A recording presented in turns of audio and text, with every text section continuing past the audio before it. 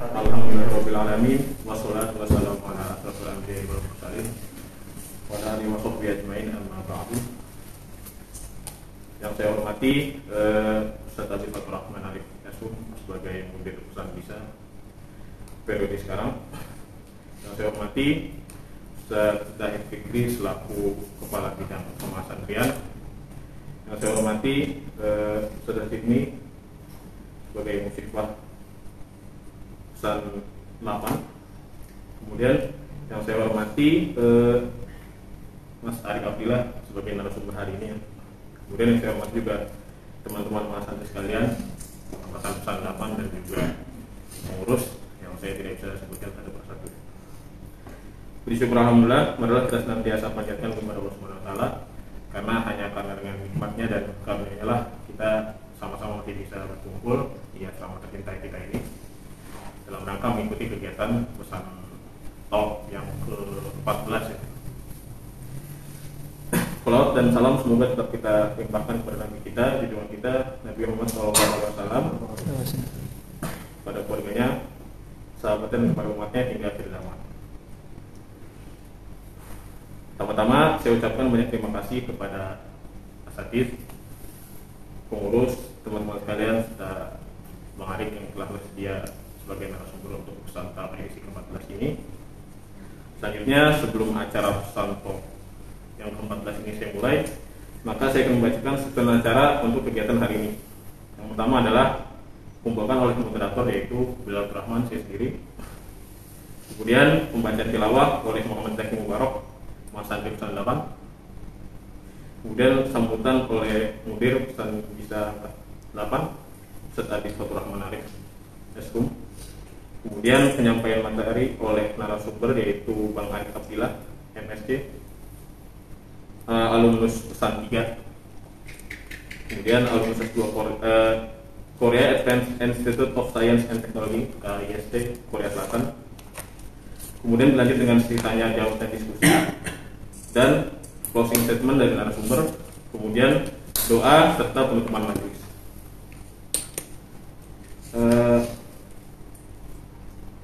Agar tidak terlalu lama ya, mungkin saya langsung buka acara pertama yaitu pembukaan oleh saya sendiri. Saya buka acara ini dengan baca basmalah Bismillahirrahmanirrahim. Kemudian kita lanjut ke acara selanjutnya yaitu pembacaan tilawah oleh Muhammad Zaki Mubarak. Untuk Muhammad Zaki Mubarak, waktu dan tempat saya persilakan.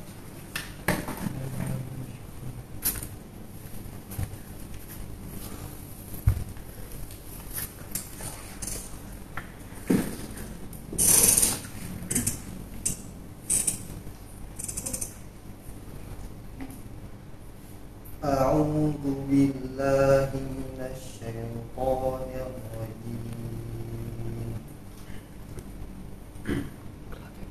Inna Qaruna kana min qaumi Musa fabagha 'alaihim wa atainahu minal kunuzi ma inna mafatihahu latanu bil usbati ulil quwwati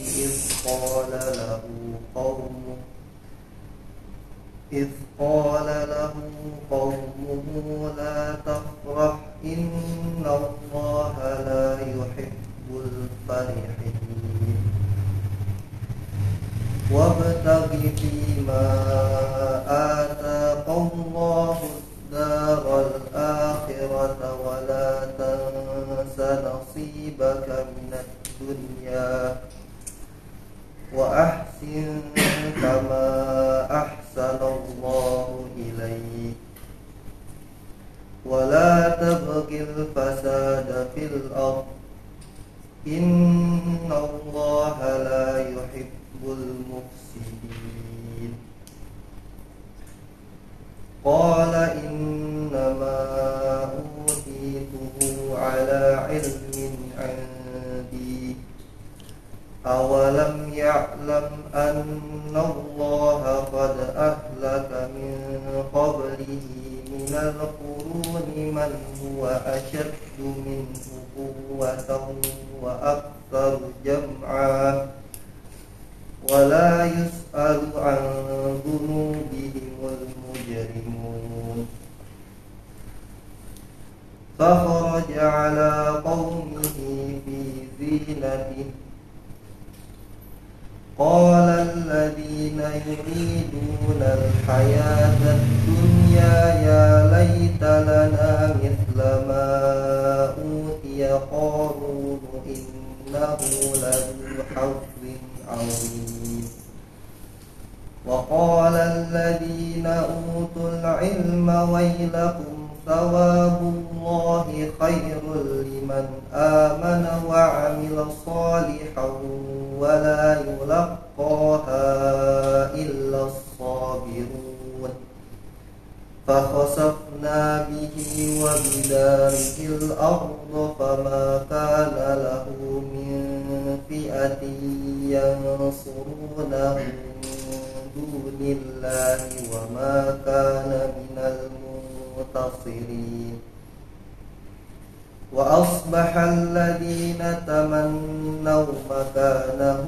بالأمس يقولون ويك أن الله يبسط الرزق لمن يشاء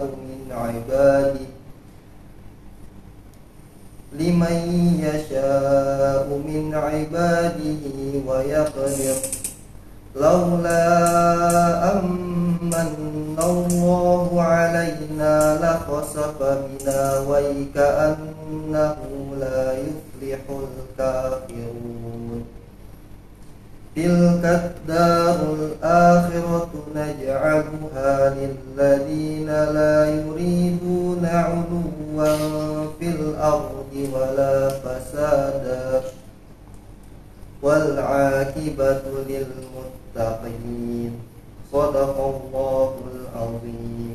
Assalamualaikum warahmatullahi wabarakatuh.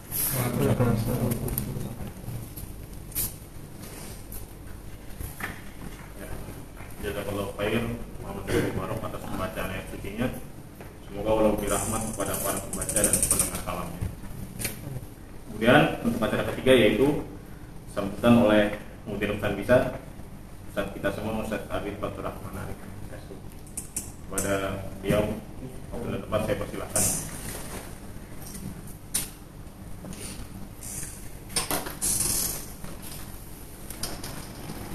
Assalamualaikum warahmatullahi wabarakatuh. Waalaikumsalam warahmatullahi wabarakatuh. Alhamdulillah wassalatu wassalamu ala Rasulillah wa ala alihi washabbihi wa man wala. Amma ba'd. Allahumma shalli ala sayyidina Muhammadin Muhammadin wa ala alihi washabbihi wa man tabi'ahum bi ihsanin ila yaumiddin. Yang saya hormati para asatidz, asatidzah, para pengurus dan juga teman-teman santri pesan 8 rahimani wa rahimakumullah jami'an. Dan juga saya hormati Bang Arif ya, alhamdulillah ST selaku narasumber kita berterima kasih beliau telah menyempatkan di tengah kesibukannya untuk sharing kepada kita terkait tema yang akan kita bahas hari ini. Ya mungkin saya tidak akan panjang lebar ya, jadi acara pesan talk ini ya adalah agenda rutin ya bagi mahasiswa dan mahasiswa bisa di mana tujuannya itu adalah agar memotivasi teman-teman semua terkait materi-materi yang mungkin tidak didapati di dalam jalsah. Tujuannya adalah menambah wawasan, menambah pengalaman, berbagi kesempatan, ya, itu yang ditujukan pertama kali. Dan pada tema kali ini cukup menarik ya, kita memang sengaja pilih tema yang menurut saya dan menurut kita semua para pengurus sangat bermanfaat bagi teman-teman pesan 8 yang berada di awal pembelajaran kita. Bagaimana kalian ini ya Bang Arik, teman-teman ini rata-rata dari UI ya kan. Yang MIPA mana MIPA? Ini ada kelas antum nih. Dari fisika. Sama ya fisika ya? Nah, fisika jadi jauh banget antum nih ya, antara langit dan bumi. Tapi ini antum bisa berbagi-bagi, ada dari UI, dari fisika, dari MIPA, dari FT, dari FE, ada juga dari kampus yang barusan UIN, ada juga dari Gunadarma ya, ada juga dari PN ya. Mereka semua pengen belajar di bidang mereka masing-masing, tapi mereka tidak melupakan yang tadi sebelumnya baca Malik Qorik tadi Waltan Sanosi bahkan minat dunia ya. Jadi mereka wabtaghi fima ataka Allahu ad-daral akhirah wa la tansa nasibaka minad dunya. Jadi dunia yang kalian gunakan dengan ilmu yang kalian pelajari di kampus kalian digunakan justru untuk akhirat. Jadi itu kan tujuan kalian semua ya ke sini masuk sini. Jadi belajar kuliah ya, belajar agamanya. Nah, gimana caranya? Nah, salah satunya kita bisa nanti dengar dari Bang Arif yang masya Allah sudah sukses, yang sudah S2, yang sudah kerja juga sekarang dan alumnus pesan 3 ya. Nah, dulu saya masih belum di sini, tapi mendengar dari pesan-pesan sebelumnya Ustaz Fajri, Ustaz Rozi terkait bagaimana teman-teman pesan itu mengisi waktu mereka di tengah kuliah belajar agama itu suatu hal yang sungguh menarik dan patut diapresiasi. Nah, semoga ini jadi motivasi dari kami semua dan mohon didengarkan ya. Kalau ada mau diskusikan silakan pertanyaan aktif dalam kegiatan ini. Demikian dari saya. Ya, wabillahi taufiq wal hidayah. Wassalamualaikum warahmatullahi wabarakatuh. Waalaikumsalam warahmatullahi wabarakatuh. Jazakallah khair Ustaz Abi atas sambutan dan nasihatnya. Selanjutnya untuk acara selanjutnya yaitu penyampaian materi oleh narasumber kita untuk Ustaz edisi ke-14 hari ini, yaitu Bang Arik Abdillah. Untuk Bang Arik Abdillah, waktu dan tempat saya persilakan.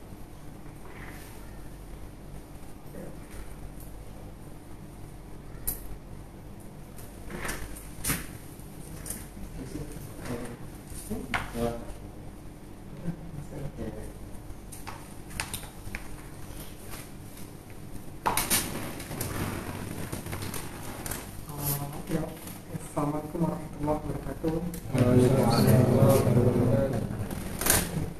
Alhamdulillah, wassalatu wassalamu ala rasulillah, amma ba'd.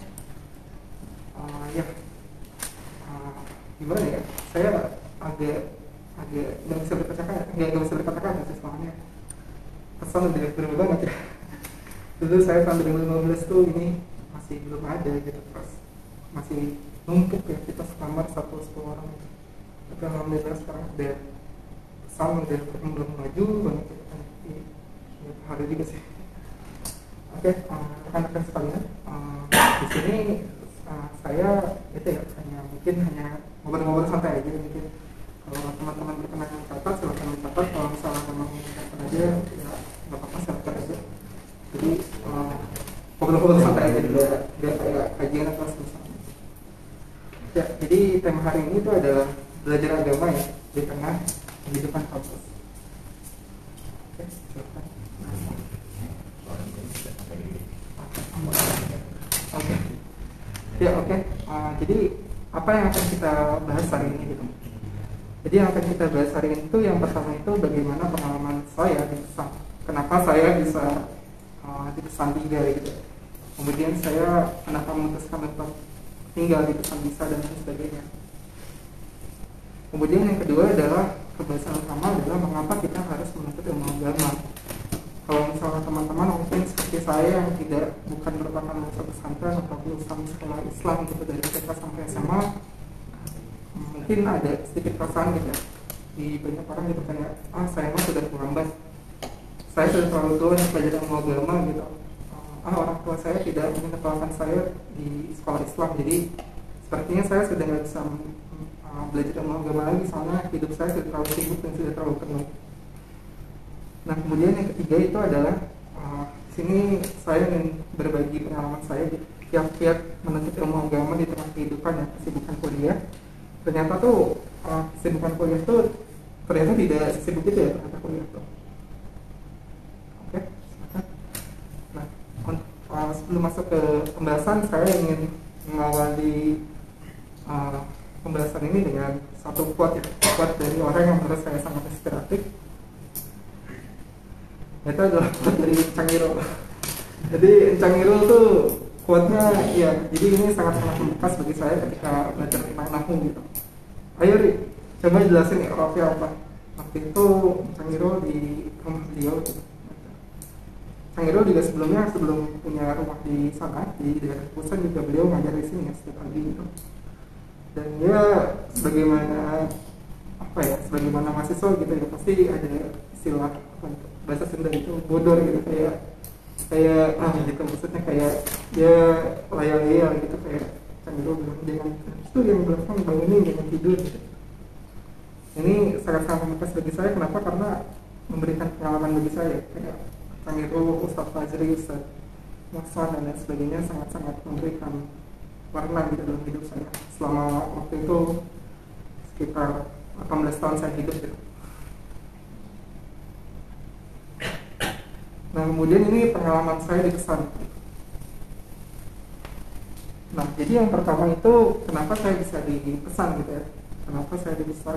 Dulu saya terima di ini, kemudian saya dapat informasi tentang, tadinya saya mau ke UGM gitu, tadinya saya mau milih undangan di UGM, soalnya saya mau ke Al-Ilmi itu yang binaan Ustadz Muhammad Abdul Fasiko gitu. Tapi karena ibu saya menginginkan saya di dokter, sementara anaknya tidak bisa biologi, akhirnya undangannya nggak terima gitu. Sementara kan saya maunya kimia gitu. Jadi akhirnya saya sebagai PTN masuk kimia. Nah kemudian saya menampilkan info ini, ternyata alhamdulillah di dekat UI itu ada semacam mahasiswa, ada semacam pesantren mahasiswa juga namanya pesantren kosan, namanya beda kan. Nah kali ini mungkin pesantren ini pesantren kosan gitu, kayak pesan. Terus gratis lagi gitu kan ya, mungkin gratis. Saya nggak tahu kalau nggak ini apa berbayar atau enggak, tapi mungkin gratis juga. Tapi ketika saya menemukan gitu ya, menemukan sesuatu yang gratis, apalagi di dekat daerah Jakarta seperti ini, di Jabodetabek, gratis kosan gitu, kosan gitu, kemudian dapat ilmu agama, nggak disuruh bayar dan sebagainya. Saya berpikir ini sultan dari mana yang buka kayak gini nih gitu, kayaknya masya Allah sekali gitu kan, kayak bener-bener wah gitu. Maksudnya ini kesempatan yang nggak datang 2 kali dalam hidup saya, jadi saya coba daftar ke sana. Dan alhamdulillah akhirnya saya coba ikut tes kan. Waktu itu Ustadz Mohsan tesnya tentang Quran dan tentang akidah. Kemudian alhamdulillah saya masuk dan akhirnya ya itu kuatnya A gitu ya, karena di tempat gitu mungkin kalau misalnya teman-teman di SMA atau di SMA ya, mungkin bilang ulangan PAI nggak panik gitu. Kalau misalnya ulangan kimia matematika mungkin panik. Biasanya kan kalau ulangan PAI bilang ayo belajar ulangan PAI gitu. Lah lu Islam bukan? Iya Islam, lu ngapain belajar gitu kan, biasanya gitu kan gitu kan biasanya. Tapi ternyata mungkin yang bagi sebagian orang belajar agama tuh kayak agama mah mudah kan ya, cuma sholat, cuma ngaji gitu, ikro gitu kan. Tapi ternyata enggak kayak gitu. Kayak saya tuh sangat-sangat kesulitan belajar bahasa Arab, karena nggak heran ya, bahasa Arab termasuk salah satu bahasa yang paling susah di dunia gitu. Karena itu paling susah dan ya entah kenapa bahasa Arab tuh sangat-sangat susah bagi saya. Jadi kayak baru kerasa ternyata kehidupan anak pesantren itu seperti ini gitu. Kemudian juga bangun pagi banget kan ya. Pagi banget tuh berarti kan sebelum subuh udah siap-siap, kemudian sholat subuh, kemudian menghadiri kajian dan pembelajaran waktu itu. Terus ya ada yang ketiduran, ada yang masih mandi dan lain sebagainya. Kemudian pulang dari kuliah, kemudian harus setoran juga kan, terus ada kerjaan malam, jadi aktivitasnya gitu. Jadi aktivitas di besar ini kalau di saya nggak tahu apakah sekarang masih beda atau masih sama atau beda, tapi di besar 3 dulu aktivitasnya itu dari sebelum kuliah, kemudian sampai setelah kuliah itu dilanjutkan. Tapi kalau UTS atau UAS nggak libur seperti itu. Dan ada keuntungannya apa? Kita nggak pernah telat kelas pagi gitu kan ya. Soalnya kan pasti udah kajian, udah seger gitu pikirannya, udah dimasak dalam detik. Jadi itu nggak pernah telat kelas pagi juga jarang itu karena itu bisa. Kemudian sebagaimana orang dikumpulkan gitu. Saya nggak tahu kalau apa gimana, tapi saya pikir apa itu kan kalau dulu saya ada yang berantakan, ada yang enggak gitu. Kemudian ada yang mandinya lama, ada yang mandinya sebentar gitu. Kemudian ada pokoknya macam-macam kan orang. Jadi sangat-sangat belajar tentang bagaimana bersosialisasi dengan banyak orang sih. Waktu itu kan kita 9 orang. Waktu dulu satu kamar di sini di atas sama 2 kamar di rumah samping gitu. Jadi sangat-sangat sangat-sangat berharga gitu ya pelajarannya. Ada beberapa beda pendapat, ada kayak konflik gitu. Sebagai contoh, misal saya pernah kabur dari pesan karena sendal. Saya pernah kabur dari pesan karena sendal waktu itu. Ada kejadian waktu itu, ada pokoknya ada sesuatu antara saya dengan Mas Santi gitu ya, salah satu Mas Santi. Kemudian saya akhirnya hujan-hujanan waktu itu, saya ingat hujan-hujanan kayak ya mungkinnya sangat-sangat dramatis ya, tapi maksudnya ya itu kejadian nyata sih kayak gitu. Kayak saya pulang malam gitu, kayak hujan-hujan, terus saya kabur pindah ke rumah. Beberapa minggu baru terasa, minggu atau 2 minggu saya baru kembali lagi. Itu sih parah. Ya banyak cerita, banyak warna ketika saya dipesan gitu. Jadi sangat-sangat mendewasakan saya bagaimana saya menjadi kayak menjalani kehidupan ke depannya. Nah kemudian lulus ini sebenarnya saya nggak bisa berkata-kata ya, karena lebih banyak sedihnya gitu lulus tuh. Bahkan kalau boleh jujur, ini saya belum pernah ceritakan ya, dulu tuh sebenarnya saya kan ada itu ya, ada musyrif ya dulu ya, atau mungkin sekarang masih ada musyrif juga. Dulu tuh saya tuh saking nggak mau pengen tinggal itu, pengen apa, nggak pengen bisa dari pesan, dulu saya tuh berharap saya tuh jadi musyrif gitu, tapi akhirnya agung. Terus saya berpikir kalau misalnya gitu apa saya bayar aja gitu, kan sebelumnya gratis. Jadi saya nyewa, Ustaz saya nggak apa-apa bayar, tapi saya harus dipesan gitu. Tapi karena kuantitasnya nggak ada gitu ya, kamar nggak tersedia, jadi ya nggak bisa kayak. Jadi itu lebih banyak sedihnya sih tinggal di pesan tuh.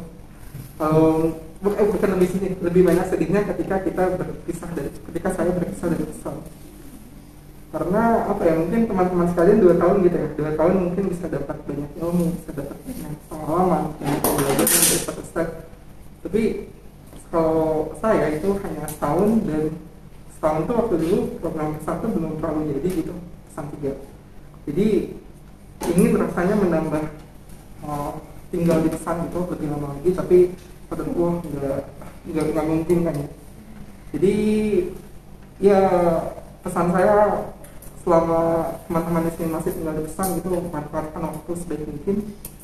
Karena percaya deh, kalau misalnya teman-teman udah pisah gitu ya, udah pisah sama antara teman-teman yang udah teman-teman tinggal di 2 tahun gitu ya, saling menjalin silaturahim, kemudian sama ustaz juga dapat pelajaran. Biasanya pagi itu biasanya bangun, terus sholat, kemudian siap-siap subuh, kemudian masuk pelajaran. Terus suatu saat teman-teman mungkin kalau udah bisa dari pesan bangun tidur lagi gitu, atau bangun ngomong gitu, misalnya kayak bangun gitu ya, kayak gitu.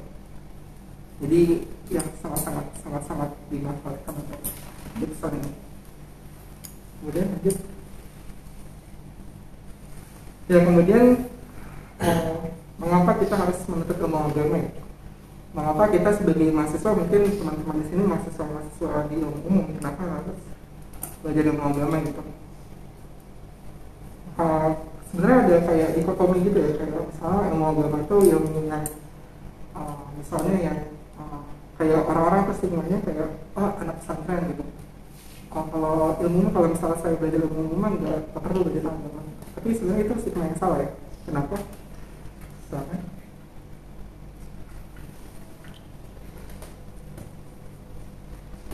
nah, yang pertama adalah yang paling penting itu ya, karena kita adalah seorang muslim. Nah, kenapa kita seorang muslim kita sebagai seorang muslim itu wajib, dan dalam ini saya bawa tulisannya dari berhak untuk menuntut ilmu agama. Jadi kita punya kewajiban untuk menuntut agama, tapi mungkin kalau misalnya kita berpikir tentang kewajibannya aja, itu agak sedikit berat ya, agak sedikit berat gitu.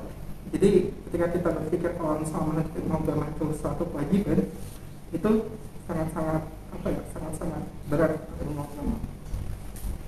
Ini tapi banyak orang lupa kalau misalnya ilmu agama itu adalah sebuah ibadah, dan sebagaimana sebuah ibadah pasti ada ganjaran dari Allah, sebagaimana yang Allah janjikan, sebagaimana yang Rasulullah SAW janjikan.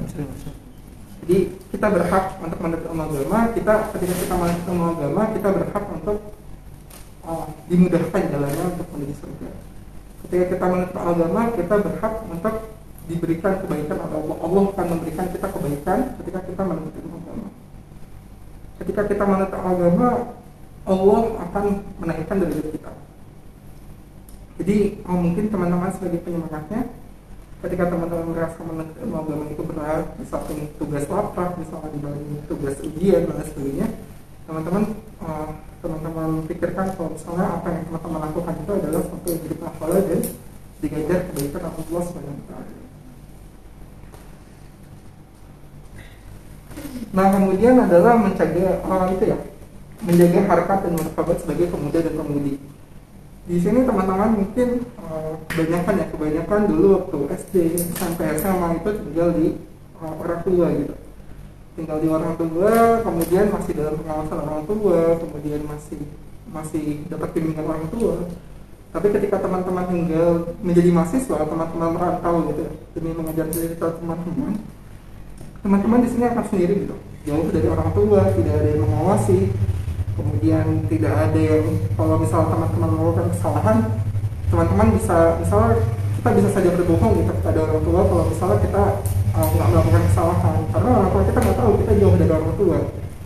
Nah, dengan belajar ilmu agama, apalagi di pesan yang sangat itu ya, yang alhamdulillah Allah kasih kita kesempatan untuk menuntut ilmu di pesan, kemudian kita terkontrol oleh ustaz, kemudian kita bersama-sama semuanya di sini gitu, kita akan saling menjaga, saling mengingatkan, kemudian saling memberitahu dan lain sebagainya.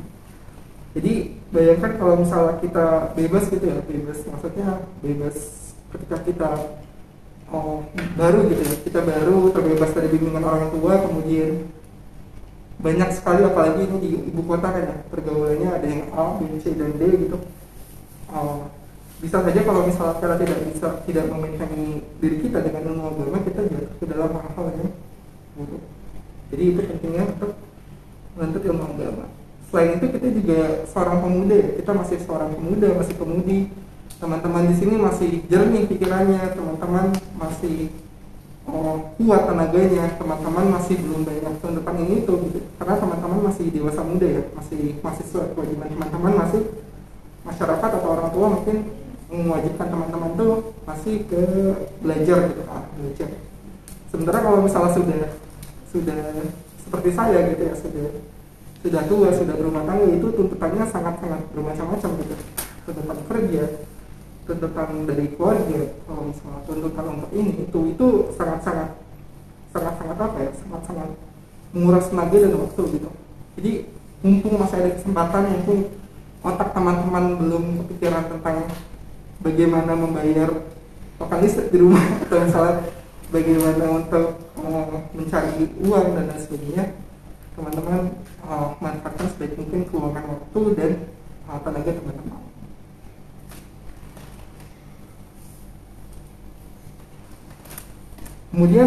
Kemudian selanjutnya itu belajar ilmu agama itu adalah agar lebih memaknai hidup dan lebih menenangkan hati dan pikiran. Jadi begini teman-teman, kalau misalnya teman-teman melihat misalnya teman-teman misalnya melihat orang yang misalnya teman-teman melihat ada orang itu muslim tapi dia tidak sholat, tapi ternyata orang itu misalnya dapat nilai A terus gitu.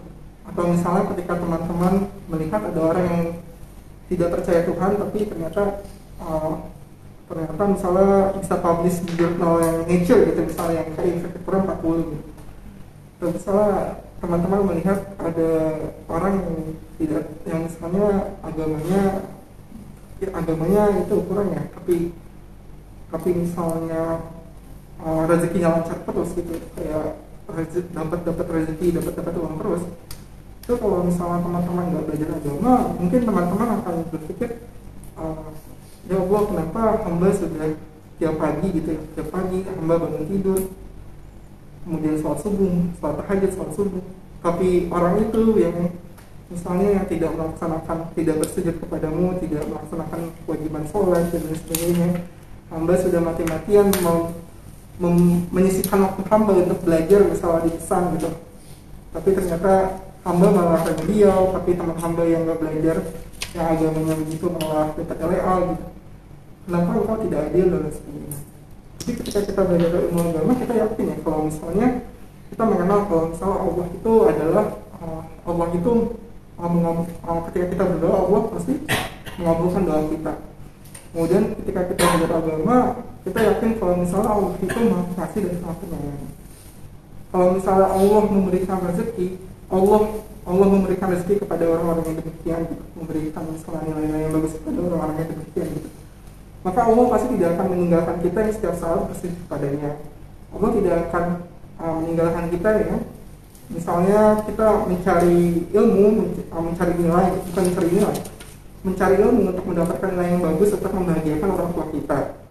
Misalnya ketika kita berusaha gitu semaksimal mungkin agar nilai-nilai kita baik, agar dapat beasiswa untuk meringankan orang tua kita, pasti Allah tidak akan meninggalkan kita dengan seperti itu ya, dengan semena-mena seperti itu. Pasti Allah akan memberikan kasihnya kepada kita.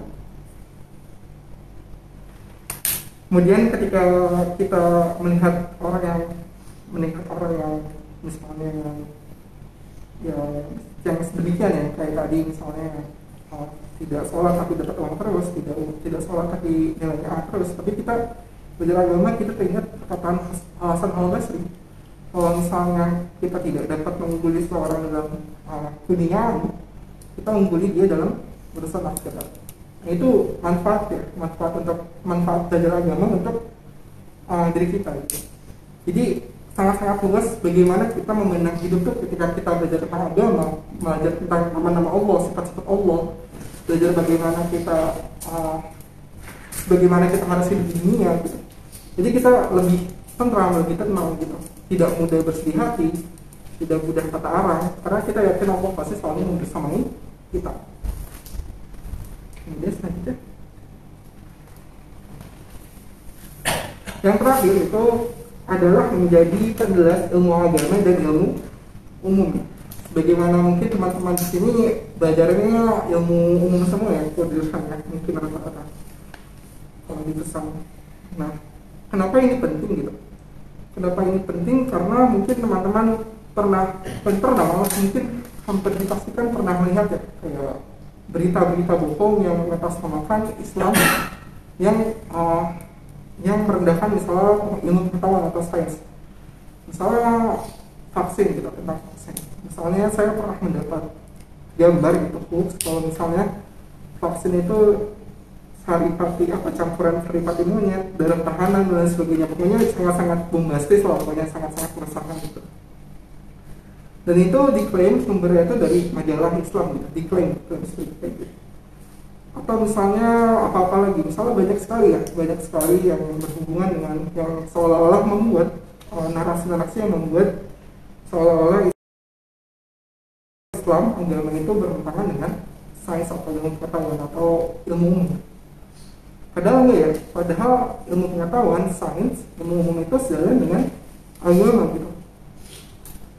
Tidak saling berenang. Nah, ini di sini tugas teman-teman sekalian gitu. Tugas teman-teman sekalian menjelaskan kepada orang banyak kalau misalnya ada permasalahan tuh bisa itu ya, kalau misalnya ada hoax atau narasi-narasi yang sekiranya berkaitan dengan ilmu umum yang memang tidak dibahas secara langsung di ilmu agama, teman-teman bisa menjelaskannya kepada khalayak.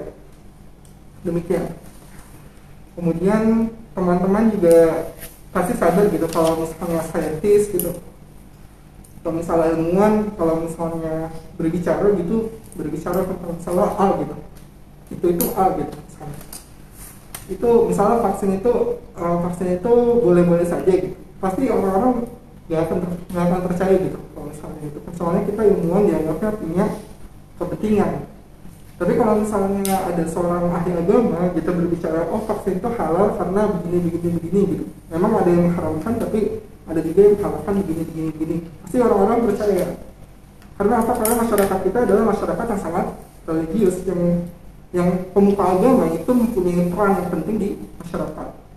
Jadi itulah itu ya salah satu kenapa Allah memberikan berupa karunia gitu kepada teman-teman berupa ilmu umum dan ilmu agama gitu. Kenapa teman-teman diberikan kemauan gitu, diberikan niat untuk mempelajari ilmu umum sekaligus ilmu agama, itu teman-teman itu diamanahi untuk menjadi seseorang yang bisa menengahi hal ini gitu, antara ilmu umum dan ilmu sains.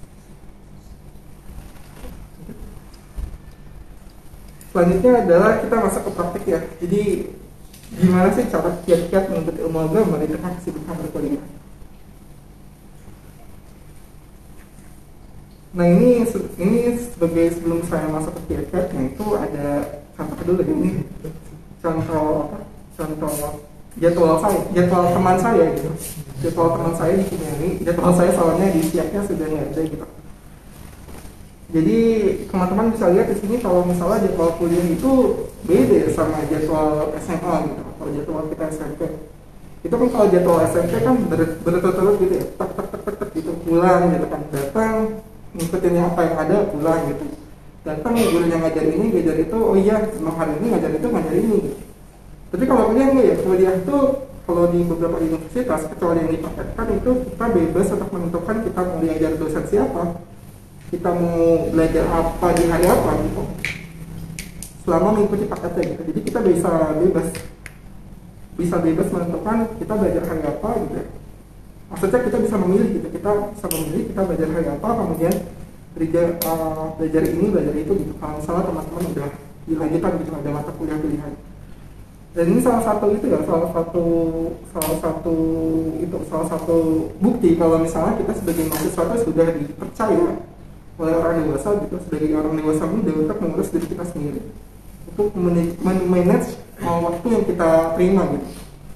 Teman-teman perhatikan sini ada itu ya, ada yang bolong-bolong gitu ya. Misalnya hari Rabu pada semester sekian itu masukkan misalnya jam 1 gitu. Mungkin paginya bisa ngapain dulu gitu dan sebagainya.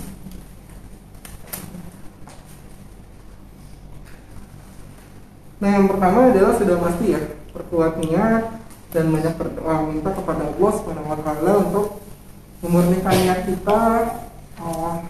Jika kita menuntut ilmu agama, kemudian minta diberikan istiqomahan, minta diberikan, ya Allah berikanlah kami kekuatan istiqomahan dalam menuntut ilmu agama dan mudahkanlah kami dalam mengamalkannya. Sudah pasti hal ini adalah hal yang pertama. Yang kedua adalah, ini mungkin tidak berkaitan dengan itu ya, tidak berkaitan dengan sekilas tidak berkaitan dengan itu, sekilas tidak berkaitan dengan gimana caranya kita belajar dan sebagainya. Tapi ini salah satu aspek yang banyak dilupakan oleh banyak orang gitu. Kita lupa kalau misalnya fisik kita baik, fisik kita sehat, itu maka pikiran kita akan jernih, pikiran kita akan sehat, lebih mudah menerima pelajaran, lebih mudah menangkap sesuatu, lebih mudah mengerti akan sesuatu yang diajarkan. Jadi pastikan teman-teman pola tidur dan pola makannya cukup. Pola makan cukup, pola tidur cukup. Jadi pola makannya kalau bisa 4 sampai 5 sempurna. Kalau dipesan mungkin bisa masak gitu ya. Bisa masak sendiri gitu. Oh misalnya waktunya hari ini apa gitu. Jadi oh iya, makanan sehat itu belum tentu makanan sehat itu tidak harus mahal ya. Jadi teman-teman bisa masak sayur, bisa masak telur dan sebagainya. Jadi jangan lupakan tentang pola tidur dan pola makan. Karena ada beberapa kasus yang qadarullah yang sangat disayangkan tentang hal ini, yang kita juga terus berduka bahwa sampai menyebabkan kematian ya, kalau misalnya kita pola tidur buruk dan pola makannya juga buruk. Kemudian adalah memanfaatkan waktu kosong yang tersedia gitu. Jadi seperti yang sudah saya sampaikan di slide sebelumnya, kalau misalnya jadwal kuliah itu adalah jadwal kita yang mengatur, jadwal kita yang memilih, dan jarang sekali ada jadwal kuliah yang sangat penuh gitu seperti jadwal sekolah kita di SMP atau di SMA. Pasti ada celah-celahnya gitu, ada celah-celahnya di mana celah-celahnya itu bisa kita lakukan untuk melakukan sesuatu. Misalnya ketika ada tugas gitu, kemudian ada waktu kosong, kita langsung melakukan tugas itu. Atau misalnya ketika ada tugas, ada misalnya ada suatu hal yang harus kita lakukan, misalnya untuk belajar, kita lakukan di saat waktu kosong itu. Atau misalnya jangan belajar, kalau misalnya jangan mengerjakan tugas, waktu tidur pun, kalau misalnya teman-teman merasa teman-teman sudah membutuhkan tidur, dan teman-teman merasa kalau misalnya teman-teman kelelahan gitu, teman-teman bisa kuliah, bisa tidur siang di jadwal kosong tersebut. Jadi manfaatkan waktu kosong sebaik-baiknya dan jangan pernah menunda-nunda untuk melakukan sesuatu di jadwal kosong tersebut. Ingat, kalau kata orang time is money, kalau kita orientasinya adalah time is nilai A. Nilai A di sini maksudnya adalah nilai A dalam kehidupan apapun itu. Misalnya dalam nilai A-nya misalnya bukan itu ya, bukan satu institusi yang menilai kita, tapi kayak kita mendapatkan nilai A dari kita sendiri untuk kita sendiri. Misalnya nilai A-nya kita mendapatkan, kalau misalnya saya hafal juz sekian gitu, saya mendapatkan nilai A. Saya hafal, alhamdulillah saya mendapatkan nilai A. Kemudian kalau misalnya kita perhatikan, kalau misalnya saya hafal hari ini hafal 5 hadis tentang bab ini, saya mendapatkan nilai A. Oh, alhamdulillah sekarang saya sudah hafal 5 hadis ini, alhamdulillah juga saya bisa mengamalkan hadis ini, berarti saya alhamdulillah dapat nilai A. Jadi nilai A itu bukan sekedar mark, bukan sekedar syaratkan nilai A, oh kamu nilai A, tapi nilai A dalam kehidupan. Jadi manfaatkan waktu sebaik-baiknya. Nah yang terakhir adalah kalau bisa itu buat jadwal harian dan jadwal bulanan. Jadi buat jadwal harian dan jadwal bulanan dan setelahkan targetnya itu apa yang teman-teman tahu. Buat jadwal harian, jadwal bulanan tuh misalnya hari ini saya melakukan apa-apa dari jam segini sampai jam segini, jam segini sampai jam segini. Bisa dibuat secara digital pakai Google Calendar atau misalnya bisa dibuat pakai tulisan buka gitu di apa. Terus targetnya teman-teman melakukan apa? Misalnya hari ini saya harus hafal hadis bab ini, atau misalnya saya harus hafal halaman sekian. Kita bagian fikih tentang apa? Nah kalau misalnya sudah jadwal harian atau bulan teman-teman sudah terbiasa, teman-teman bisa melakukan membuat rencana untuk beberapa tahun ke depan. Misalnya beberapa tahun ke depan saya ingin meneruskan kuliah di mana, di negara apa? Atau misalnya saya beberapa tahun ke depan saya ingin menjadi pengusaha sukses. Beberapa tahun kemudian saya ingin berkarir di perusahaan ini, perusahaan itu. Beberapa tahun kemudian saya ingin menjadi orang kaya dan menyumbangkan kekayaan saya ke perusahaan bisa gitu, misalnya gitu kan ya. Atau banyak hal dan sebagainya. Jadi pastikan hidup teman-teman itu terencana. Mungkin orang-orang bilangnya YOLO ya, kayak you only live once dan let it flow dan lain sebagainya. Tapi jangan kayak gitu ya, jangan YOLO atau let it flow aja gitu. Jadi harus ada rencana beberapa, harus ada rencana apa yang teman-teman lakukan.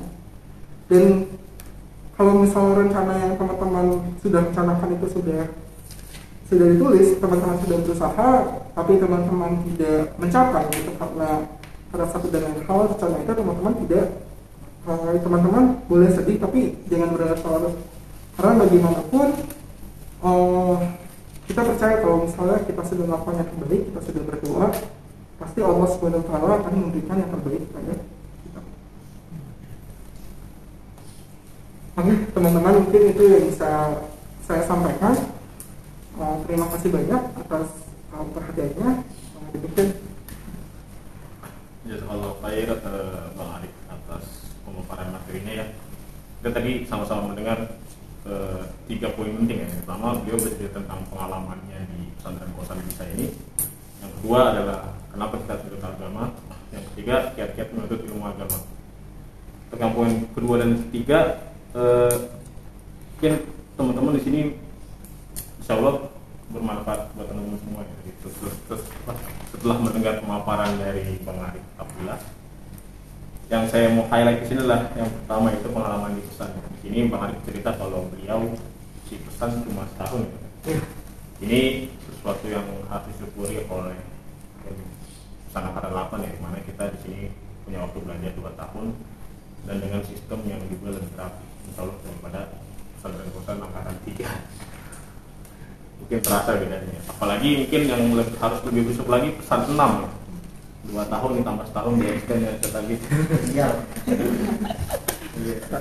3 tahun jadi angkatan spesial. Ari nambah lagi nih pengurus. Aneh 5 tahun.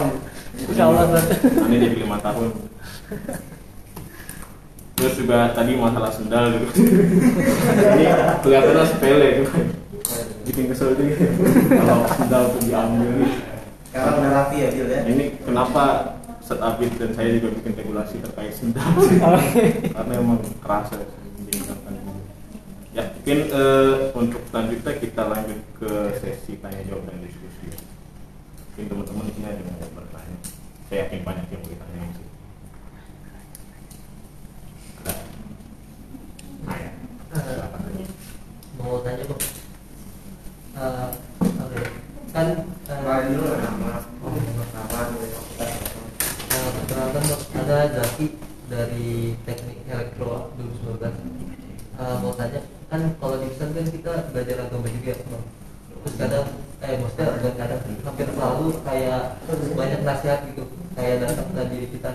Terus di satu sisi kadang kita pengen gitu kayak merubah nih yang jelek-jelekin dari kita. Cuman kadang tuh kayak lupa gitu, pengen berubah. Nah, pertanyaannya gimana sih cara biar kita tuh berusaha maksimal mungkin buat ngamalin apa yang telah kita pelajari gitu. Mungkin Bang Arif ada satu. Wah, ini pertanyaannya berarti mungkin ini lebih cocok ditanyakan ke Ustaz Abid ya, tapi ya saya nggak bisa menjawab itu. Tapi kalau misalnya dari sisi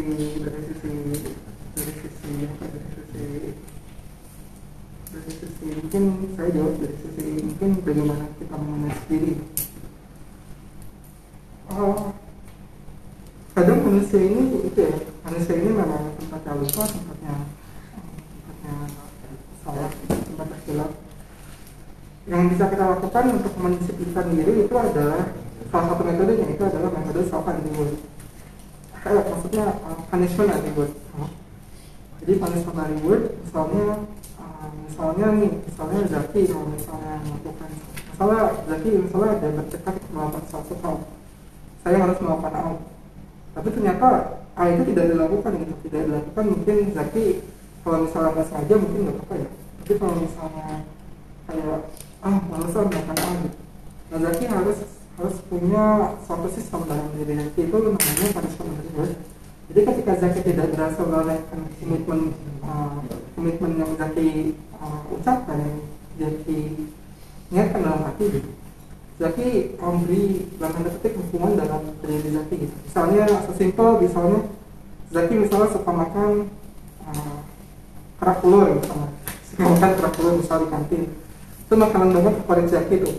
Tapi Zaki karena Zaki lalai gitu, Zaki tidak melakukan A gitu misalnya, atau Zaki melanggar A, Zaki berikan ke diri Zaki sendiri, berarti hari ini saya tidak boleh makan kerak telur gitu. Pasti itu terasa sih kalau bisa kita respon dari diri kita gitu. Nah kalau misalnya rewardnya ketika Zaki berhasil melakukan A gitu, nah Zaki berikan reward ke diri Zaki. Misalnya Zaki, biasanya saya makan kerak telur nih satu nih, sekarang makan kerak telur 2 gitu. Misalnya kan reward, saya alhamdulillah saya udah belajar tentang teori ini, saya udah paham, udah belajar semalaman, alhamdulillah udah paham, dapat nilai A gitu misalnya. Sekarang reward A. Jadi mungkin itu sih yang bisa saya jawab ya, kalau misalnya bagaimana kita memanage diri. Ada suatu sistem yang memang kita buat dalam diri kita sendiri, itu sistem manajemen buat. Jadi kalau misalnya kita melanggar komitmen kita harus memberikan dalam petik hukuman ke diri kita. Ketika kita berhasil melakukan komitmen kita jangan lupa untuk mengapresiasi diri kita. Demikian mungkin yang bisa saya jawab. Terima kasih Bang. Mungkin dari yang lain.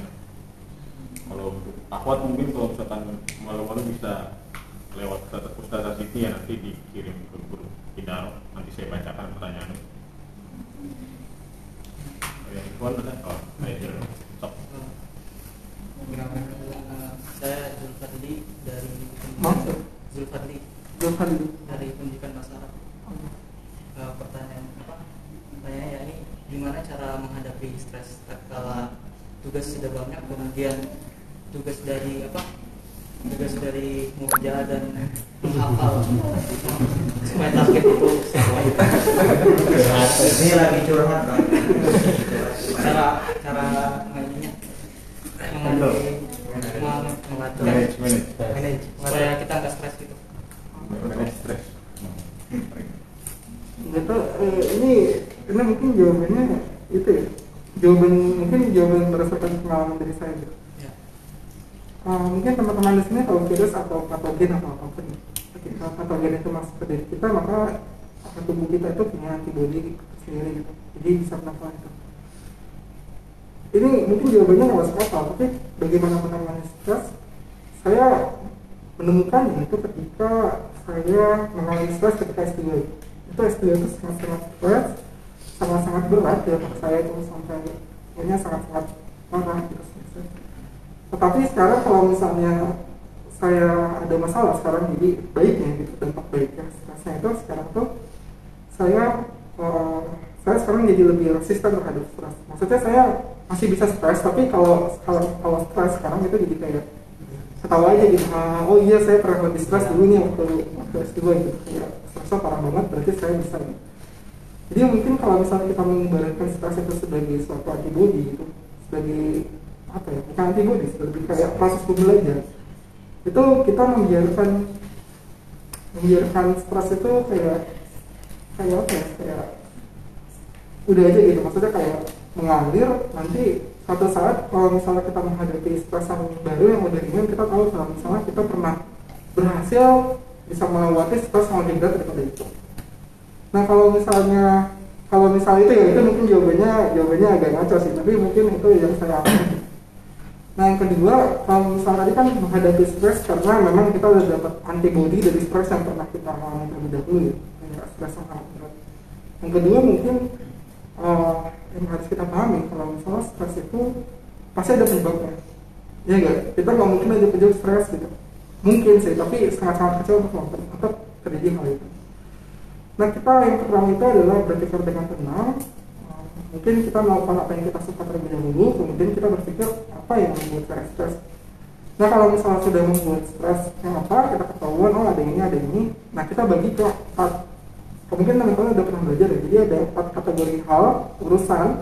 Yang pertama itu adalah penting mendesak, tidak mendesak, tidak penting dan mendesak, dan tidak penting dan tidak mendesak. Nah mungkin Zulfa bisa menulis apa sih urusan yang kira-kira sangat penting dan mendesak, sangat penting dan mendesak, sangat penting dan mendesak. Dan setahu saya kalau misalnya pesan ini juga tidak akan mungkin membiarkan anak murid pesan ini juga nilainya dijatuh gitu ya. Maksudnya Ustaz ya, maksudnya kan pesan tidak mungkin membuat anak muridnya nilai UTS jadi jelek kita kan ya. Kan mungkin akan diliburkan gitu untuk belajar gitu. Kalau misalnya ketika UAS UTS diliburkan, dia dikasih waktu luang dan sebagainya. Jadi itu yang mungkin bisa Zulfadil lakukan gitu. Zulfadil bahagiakan dari dulu Zulfadil. Kayak melakukan hobi, misalnya Zulfadil suka lari-lari gitu, jogging gitu. Terus sambil di jalan kita berpikir menenangkan diri, terus pas balik jogging, udah fresh nih. Zulfadil tulis, yang penting dan besar apa? Misalnya besok UTS, udah belajar hari ini UTS, tapi besok ada murojaah. Nah kalau murojaah, Ustaz pasti nggak bakal ngasih nilai A kan ya? Maksudnya kan nggak bakal ngasih nilai, dia nggak tahu. Ya, maksudnya kan nggak bakal, misalnya Zulfadil murojaah besok gagal terus disuruh pesan kan nggak mungkin gitu.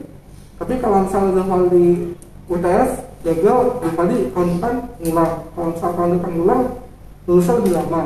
Itu mungkin dampak panjangnya kan. Ya, jadi pikirkan dampak panjangnya, apa yang Zulfadil tidak akan lakukan.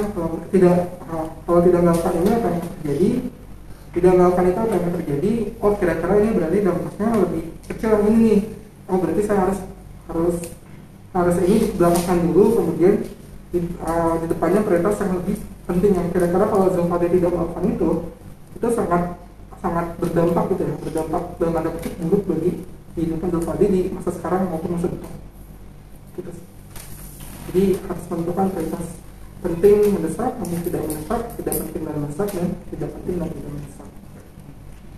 Mungkin bisa menjawab. Minta maaf kalau jawabannya agak ngaco ya tentang stres tadi itu. Ada lagi yang mulai. Ini pertanyaan nggak kritis banget ya, bisa juga yang pertanyaan yang trivial kayak dulu pesan 3 gimana sih? Ini alumni nggak boleh nanya? Alumni mau nanya? Boleh? Tanya? Boleh.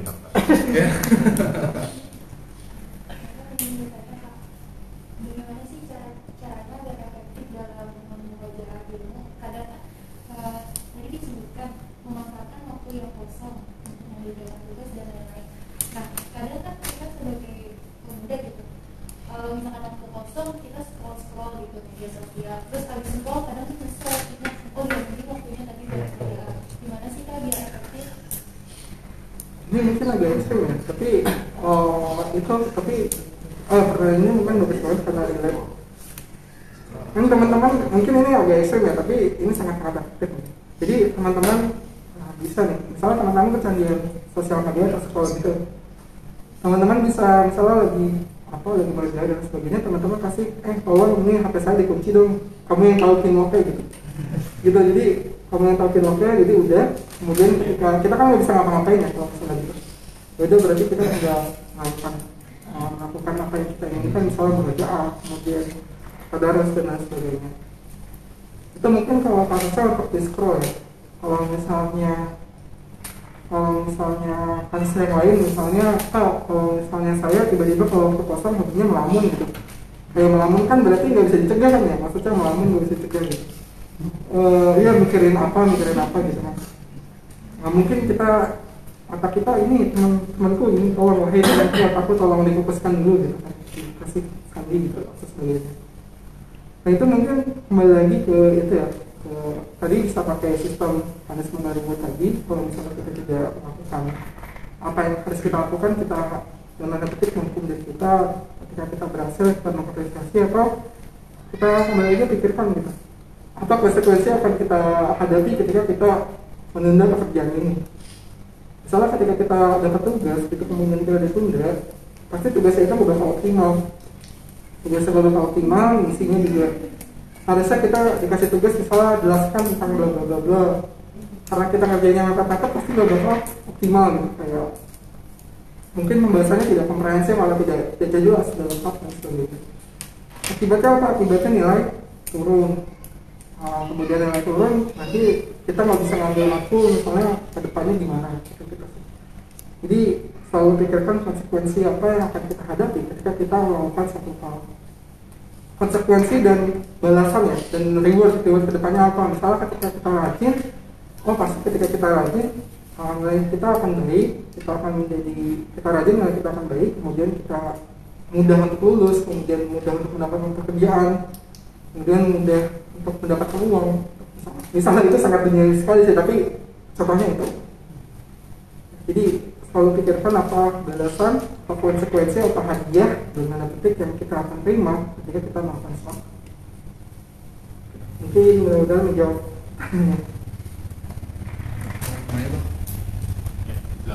Sebelumnya kenalkan, nama Ani Muhammad Hussein dari teknik juga Institut Engineering Material angkatan 2019 Bang. Mau nanya kan Bang Aik gitu ya, setahun aja di pesannya. Nah habis itu berarti kan ada waktu dimana pas masih di FMIPA ya, itu udah nggak dipesan kan? Iya. Ditambah juga S2 di Kuaya Bang ya? Iya. Itu juga ya pasti nggak dipesan. Dan itu gimana sih Bang, kayak misalnya pas di S1 di UI-nya dan S2 di KSN itu Bang Aik menjaga bisa tetap berinteraksi dengan agama gitu kan, udah nggak dipesan tuh. Nah itu Bang, kegiatan-kegiatan Bang itu gimana biar bisa koeksis sama kegiatan akademis gitu? Ini pertanyaannya sangat bagus ya. Jadi selepas teman-teman pesan bisa, teman-teman keluar bisa, teman-teman kira-kira masih bisa istiqomah atau enggak? Kalau boleh jujur, saya nggak bisa jawab pertanyaan ini ya dengan baik ya. Karena jujur setelah dari pesan itu ibarat kata gitu, kalau misalnya pesan bisa ada di Korea, saya masuk pesan bisa di Korea gitu. Saking pengen menjaga dirinya gitu kan bisa. Mungkin kalau teman-teman ada yang mau melanjutkan di Korea, mungkin bisa pesan di Korea gitu. Nah itu apa ya, kayak itu salah satu upayanya gitu dengan sih. Mungkin kalau dulu sih pesan itu ada kajian umum gitu, saya nggak tahu kalau sekarang masih ada atau enggak, tapi kalau misalnya teman-teman kebetulan masih ngekos di sekitar sini, teman-teman mungkin bisa sekali main ke pesan gitu, mengingatkan dulu, ini ternyata saya tuh pernah belajar di sini, saya pernah meneliti ilmu di sini, saya pernah menghafal Quran di sini, saya pernah menghafal hadis di sini. Jadi teman-teman akan segera terbawa gitu. Oh iya, berarti teman-teman sudah diberikan kesempatan oleh Allah Ta'ala untuk mendapatkan belajar ilmu agama, dan teman-teman harus lebih istiqomah lagi karena teman-teman sudah lulus lah dari bisa gitu, lulus dari pesantren yang kita banggakan ini. Jadi teman-teman motivasi oleh diri sendiri dengan saling itu ya, saling bersilaturahim dengan teman-teman yang lain. Itu mungkin satu gitu. Jadi membuat diri kita tuh ada lagi gitu, ada eksis lagi di pesan bisa ya. Yang kedua mungkin tadi ya, ikut kajian, tapi ikut kajian di mana aja gitu. Maksudnya kalau misalnya teman-teman dikira pesan bisa agak jauh, mungkin bisa di UI gitu kan, ada kajian di Japiro lain sebagainya. Ya itu yang kedua. Terus yang ketiga itu cari teman-teman, cari rekan-rekan yang bersemangat juga dalam ilmu agama. Karena bagaimanapun teman-teman di kita ketika berinteraksi sama orang lain, sadar atau nggak sadar, pasti kita terwarnai gitu. Kita pasti ada pengaruhnya terhadap kita. Jadi mencari teman yang bukan memilih teman, maksudnya kayak oh ini kira-kira pasti kan gimana pun juga kita punya teman itu ada yang frekuensi, ada yang enggak gitu. Saling frekuensi dan frekuensinya ini dalam semangat dalam bentuk ilmu agama. Gitu. Jadi itu sih yang mungkin yang bisa saya sampaikan tentang bagaimana istiqomah setelah dari pesan. Mungkin untuk sesi tanya jawab dan diskusi kita tutup. Berikutnya kita lanjut ke acara berikutnya, yaitu closing statement dari narasumber. Pengarang ada closing statement. Closing statementnya Terima kasih motivasi. Secara umum dari kan ada ya intinya apa ya, intinya teman-teman sekalian membutuhkan waktu speaking sini karena ini sangat, sekarang pesan itu masih gratis atau bayar ya? Tapi bayar setidaknya nggak lebih mahal daripada pasar lain kan? Ya teman-teman sudah diberikan kesempatan di sini berupa misalnya apa ya, teman-teman kan distraksi juga kan ya, mendapat pesan juga lebih banyak daripada teman-teman, dan teman-teman di sini sudah dikumpulkan 10 orang terpilih, mungkin yang ikut 10 yang apa sudah 10 orang terpilih di sini yang sudah diberi kesempatan oleh Allah Taala melalui yayasan besar untuk belajar ilmu agama, menempuh syariat di sini. Teman-teman manfaatkan sebaik mungkin, teman-teman manfaatkan ambil ilmu sebanyak-banyaknya, belajar selain mengambil ilmu juga teman-teman belajar bersosialisasi dengan teman-teman sama teman-teman sekalian, saling menjalin ukhuwah, jangan ribut keras sendal. Terus pastikan kalau misalnya kajian pagi jangan tidur. Gila. Itu kalau Canggiru kemudian Canggiru gimana bang? oh baik Ya. Saya masih ingat bagaimana beliau mengajar tentang bahasa Arab tuh, bagi saya yang belum pernah belajar bahasa Arab tuh jadi lebih mudah gitu. Meskipun saya memang nggak paham gitu bahasa Arab. Jadi pastikan ya pokoknya manfaatkan waktu sebaik-baiknya, karena yakin deh kalau misalnya teman-teman keluar dari yayasan pesan bisa kemudian teman-teman nggak mengambil ilmu sebanyak-banyaknya, pasti ada perasaan menyesal, perasaan sedih. Seperti itu. Kayak saya sampai pikir kalau misalnya pesan bisa ada di Korea, saya bakal pasti pesan bisa juga gitu. Itu karena sakitnya saya merasakan manfaat pesan bisa. Itu sih, mungkin closing statement-nya itu. Kalau saya Arif atas penyampaian materi dan closing statement-nya. Karena kita udah di penghujung acara ya, berikutnya yaitu doa dan penutupan majelis oleh Ustaz Abi Rahman. Oke, untuk Ustaz Abi Rahman, waktu dan tempat saya persilahkan. Teman-teman kita berdoa semoga acara kita berkah dan mendapatkan keridhaan Allah Subhanahu. Astagfirullahaladzim, astagfirullahaladzim, astagfirullahaladzim. Alhamdulillah rabbil alamin. Hamdan na'imin, hamdan syakirin, hamdan yuwafi ni'amahu wa yukafi mazidah. Ya Rabbana lakal hamdu kama yanbaghi li jalali wajhikal karimi wa 'azimi sultanik. Allahumma shalli ala nabiyyina Muhammad wa ala alihi wa sahbihi wa sallam. Rabbana zidna ilman warzuqna fahman. Rabbana zidna ilman warzuqna fahman. Rabbana zidna ilman warzuqna fahman. Allahumma anfa'na bima 'allamtana wa 'allimna bima yanfa'una wa zidna ilman ya rabbal alamin. Rabbana ighfir lana wa liwalidina warhamhum kama rabbawna shighara. ولجميع المسلمين والمسلمات والمؤمنين والمؤمنات الأحياء منهم والأموات innaka sami'un qaribun mujibud da'wat wa yaqdirul hajat. Allahumma faqihna fid din, Allahumma faqihna fid din, Allahumma faqihna fid din, Allahumma tsabbit fima hafidna minal Qur'an wa barik lana fihi bi rahmatika ya arhamar rahimin. Rabbana atina fid dunya hasanah wa fil akhirati hasanah wa qina adzabannar. Sallallahu ala sayyidina Muhammad walhamdulillahi rabbil alamin. Ya, tadi setelah sama-sama kita lakukan agenda doa dan agenda doa yang dilakukan oleh Ustaz Abdul Rahman, selanjutnya yaitu penutupan majelis yang akan dilakukan oleh saya sendiri.